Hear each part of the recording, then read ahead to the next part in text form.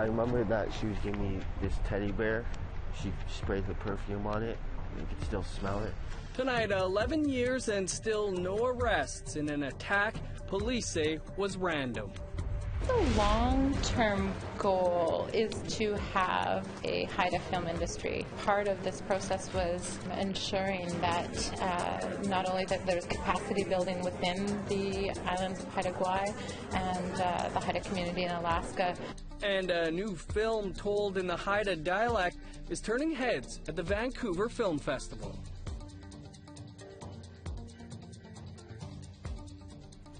Good evening, welcome to APTN National News. I'm Dennis Ward. Friends and family of Jackie Crazybull continue to march for justice 11 years after she was fatally attacked in Calgary. In July 2007, Crazybull had been seated on a bench in downtown Calgary when a number of people exited a car and stabbed her. 4 other people were injured in random attacks that night, but all survived their injuries. 11 years later, no charges have yet been laid in connection to her death. Crazybull was a mother of 9. Clifford Crowchild was only 5 years old at the time of his mother's death. I remember that she was giving me this teddy bear. She sprayed the perfume on it. You could still smell it. You could still smell the perfume. That's where she sprayed it on. And that's where it keeps me warm, you know, keeps me keep going in life. A 21-year-old Nunavut man is facing murder charges in the July 2017 death of a Rankin Inlet Nunavut youth. Ray Tapperty Jr.'s body was found in Rankin Inlet in July 2017. He was 12 years old at the time of his death. Glenn Cadlick Jr., a 21-year-old Rankin Inlet resident, was arrested on Sunday. Nunavut RCMP could not confirm whether the charge will be first or second-degree murder. Tapperty's family shared a short message through the RCMP saying, "We are relieved to hear someone is in custody tonight. We ask now for privacy as we heal." Dozens of people in a small northern British Columbia community forced out by a slow-moving landslide are being told they could be out of their homes for months. It just keeps going, and it's creaking and groaning. Where we're going to live, and losing our life, and our friends and our neighbors. An evacuation order was issued Sunday for the entire community of Old Fort. The slide was first detected on September 30th. Since then, it has cut off the only road into and out of town. Several smaller slides have also been detected. About 60 homes are covered by the evacuation order. As we've been reporting, there's controversy in Saskatchewan behind the scenes of the election campaign at the Federation of Sovereign Indigenous Nations, or FSIN. Kathleen Martins has been covering the story for APTN News Online. She's here to tell us more. Kathleen, thanks for joining us. Can you bring us up to speed on what's been happening with FSIN? For sure. So FSIN, they're about 2 weeks halfway into a 30-day election campaign. That's for their first chief, first vice chief and third vice chief. And things have been pretty calm compared to some of the drama we're hearing that's going on behind the scenes. And can you tell us a bit about some of that drama? For sure. Saskatoon Police Service tells us they sent a couple of cruiser cars to FSIN's office. This was October 1st, so the first day of the election campaign. They said they were called to a disturbance. No charges were laid. But they kept some officers on scene to sort of keep the peace and make sure everybody stayed calm. What was that disturbance about? Well, we're told things got a bit heated around a shredding machine in the office. Now, shredding machine is common in any office. People shred, sensitive documents on a regular basis. But we're told a video was taken, like cell phone video, of someone using the shredding machine.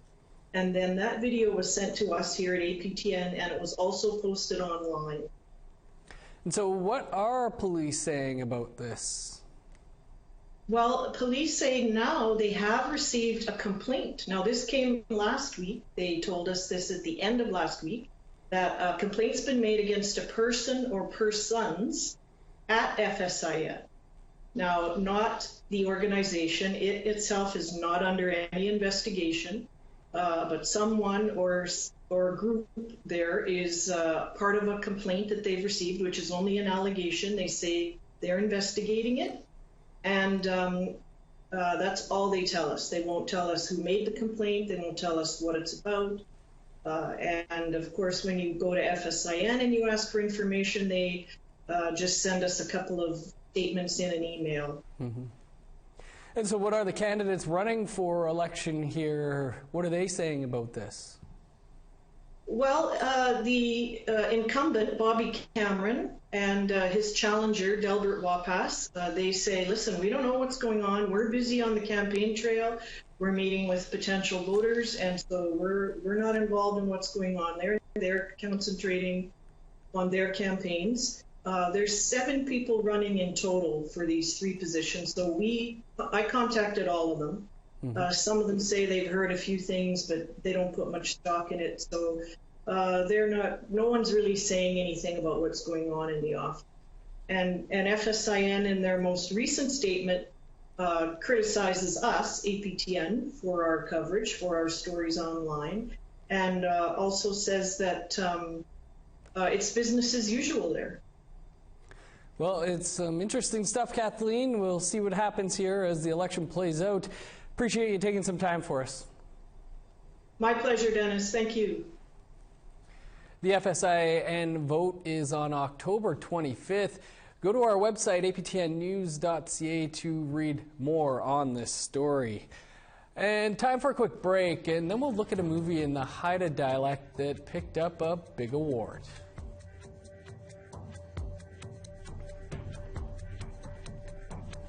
Here's a look at Wednesday's weather forecast. Starting on the East Coast, 18 and showers for Halifax, 13 and rain for Fredericton, a rain-snow mix and a high of +2 for Nain, and Cartwright, +4 for Happy Valley Goose Bay. 7 and rain in Saguenay, 1 degree warmer with showers for Quebec City. Highs of 26 above across much of southern Ontario, including Toronto, where the skies will be sunny. In Thunder Bay, 7 with showers, same for Wawa, 0 and snow and rain for Sioux Lookout. 0 across much of northern Manitoba, including Norway House, God's Lake, and Churchill, where the sun is out. Snow and +1 for Winnipeg and Gimli, sunny skies, and +1 for Dauphin. In Saskatchewan, +3 under sunny skies in Saskatoon, 0 under the sun for North Battleford. +1 for Buffalo Narrows and Stony Rapids.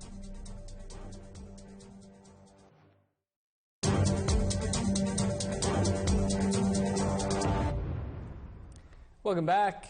Feature film in Haida dialect is making waves at this year's Vancouver International Film Festival. APTN's Tina House has the story. Cast and crew, along with family members, walked the red carpet for the Vancouver premiere of the film Edge of the Knife. They received a traditional Haida welcoming.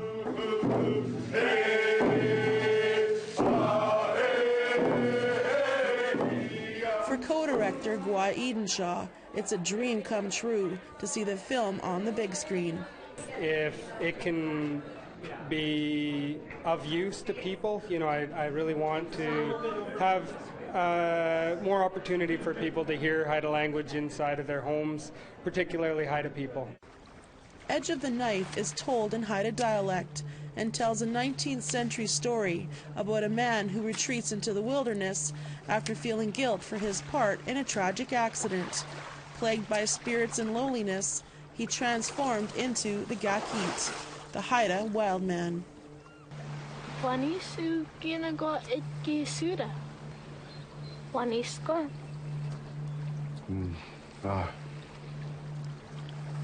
Wakin kina wadlu hunt along Kinga.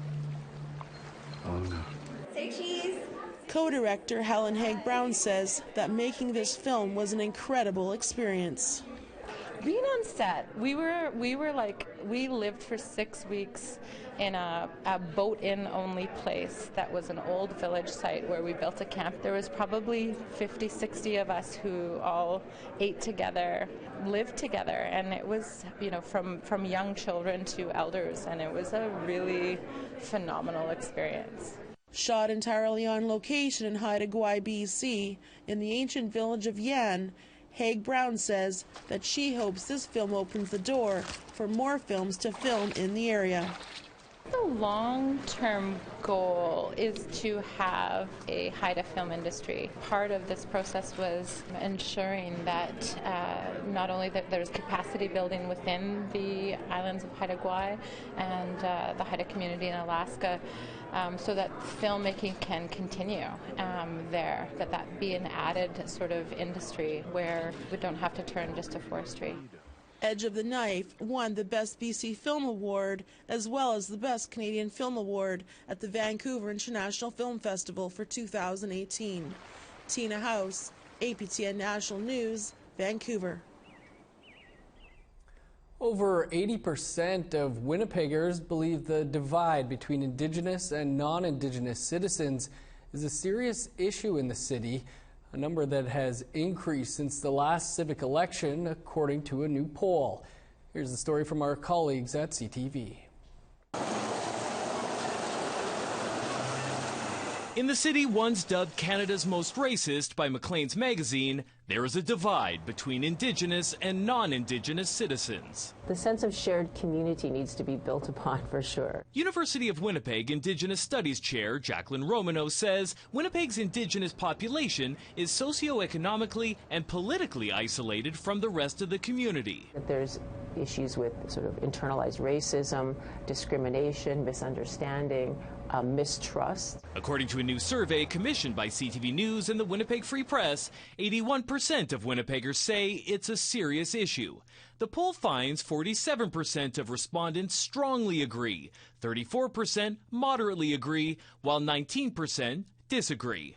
The number is 6% higher than a 2014 poll asking the same question. So we haven't seen that feeling wane at all. We haven't stepped back from it. We still know in Winnipeg we have an issue, which is, I think, in some ways pretty heartening. What we're going to do about it, separate question. Mayor Brian Bowman says he's placed a lot of attention on building bridges between the Indigenous and non-Indigenous community during his first term in office. He points to the creation of the Indigenous Advisory Council, which helped guide the development of the Indigenous Accord, signed in 2017. There's been a number of not just ceremonial activities at the City of Winnipeg, but real substantive efforts, including mandatory reconciliation training for our roughly 10,000 employees. Still, Bowman says there is a lot more that needs to be done. In that, challenger Jenny Motkaluk agrees. At the very least, we need to break down the barriers that exist. We need to acknowledge that we have systemic barriers that Indigenous people in Winnipeg face that the rest of us don't. Jacqueline Romano says the divide touches so many aspects of life here, and she believes without truth and reconciliation, Winnipeg will never live up to its potential. And we'd like to hear what you think. Here's how to continue the conversation. Send your emails to news@aptn.ca. Find us online at aptnnews.ca and on youtube.com/aptnnews. You can also follow APTN News on Facebook, Twitter, and Instagram for the latest Indigenous news. And before we head into our next break, here's something we've been working on for tonight's face-to-face. It has now been 10 years since Brian Sinclair was ignored to death in a Winnipeg emergency room. His life and death are the focus of a new book, Structures of Indifference, an Indigenous life and death in a Canadian city. Co-authors Mary Jane Logan McCallum and Adele Perry are our guests on tonight's new episode of Face to Face. While it was the health sector that failed Sinclair, the authors say there are many institutions failing Indigenous peoples. We have these histories of colonialism and racism and racial segregation in our systems that we're inheriting, and that we see the end result of that over and over and over again, whereby these deaths of individuals get kind of normalized and then kind of condoned by the state. It sort of becomes something that's natural and something that we expect almost.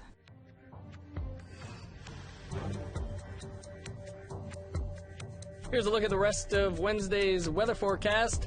+4 under the sun in Fort McMurray, +3 for Fort Chipewyan, +3 and snow for Red Deer, Lethbridge, and Medicine Hat.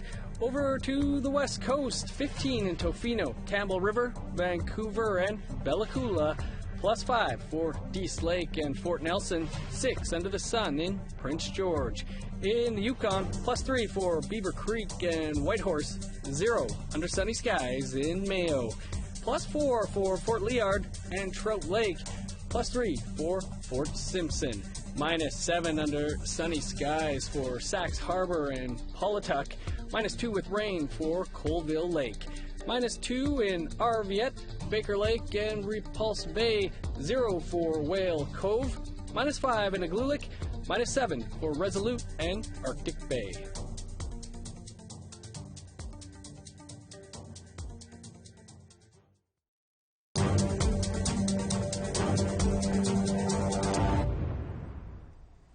Welcome back.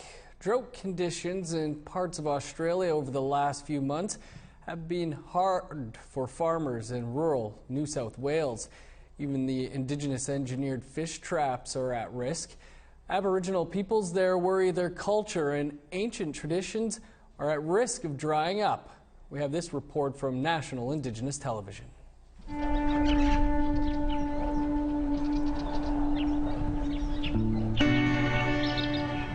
While it may share similarities with other small pioneering river towns across the country, with their boom times seemingly behind them, the town of Brewarrina in northwest New South Wales is truly like no other.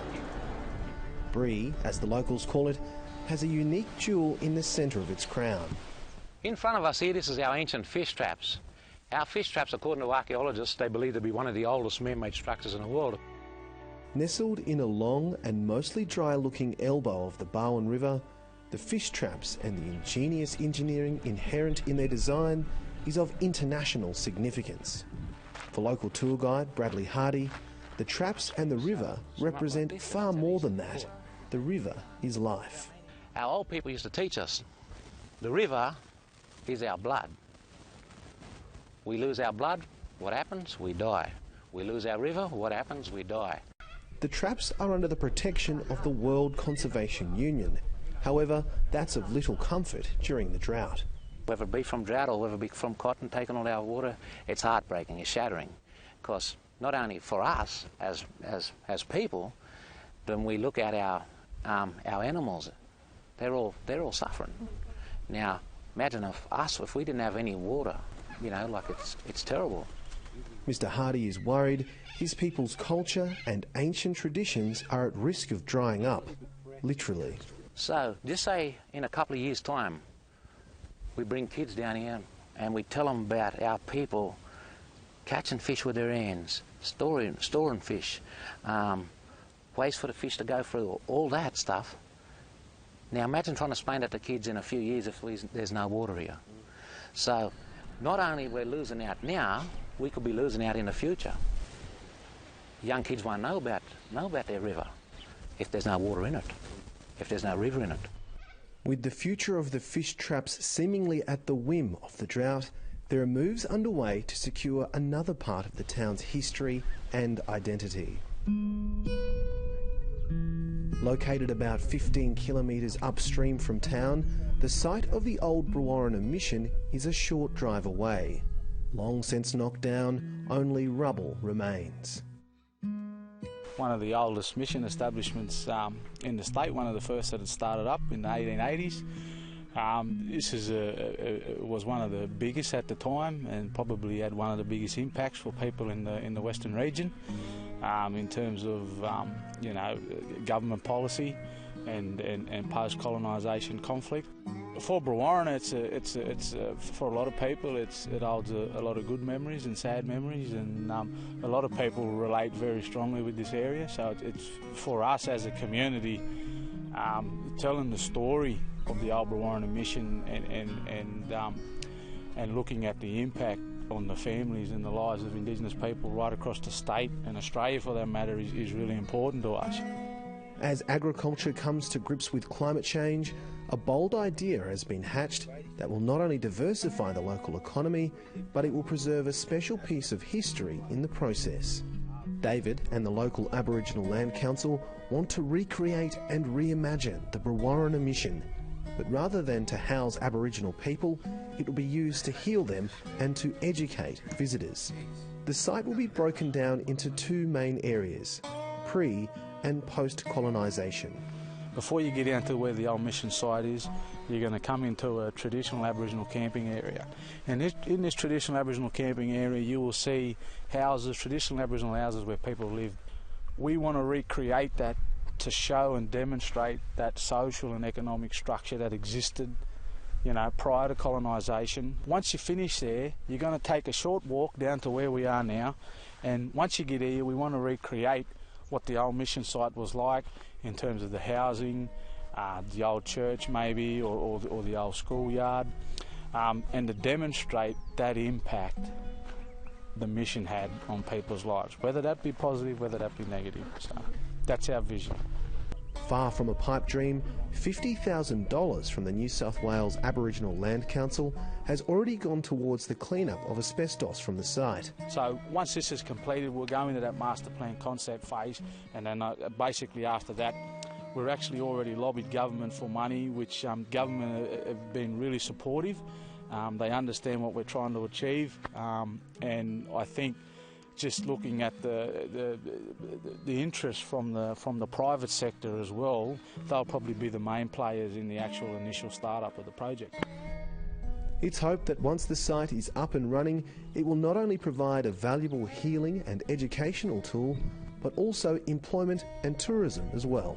We want to create a project that is sustainable financially, right? We want it to be economically viable, and the way in which we do that is to target that tourism market and try to build on that. And now that's just not done in Brewarrina, that's capitalising on what's going on in the region, looking at what places like Burke and Walgett and surrounding areas are doing, and become a part of that tourism hub and that tourism trail. One of the most important aspects is we want to see it as a place where people can come and be healed. You know what I mean? We want to see it as a healing place.